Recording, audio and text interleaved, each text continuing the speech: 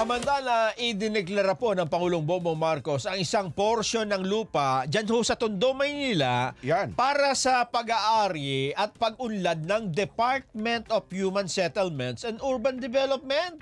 Anong gagawin dyan? Para ho sa socialized housing program ng gobyerno.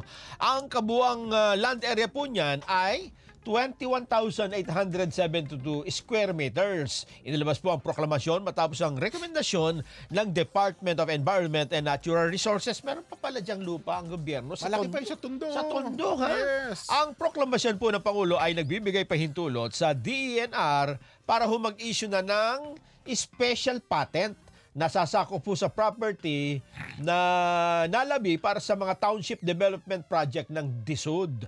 Noong July last year, naglabas na ho ng Executive Order number 34 ang Pangulo na nag-uutos sa lahat ng ahensya ng gobyerno na magkaroon ng inventaryo.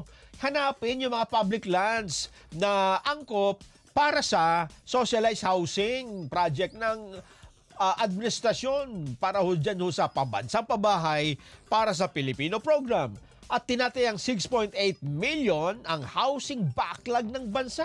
Batay po sa PDP 2023 to 2028. Yung pabahay program, ha? Yes. Yung Philippine Development Plan yun. Philippine Development Plan.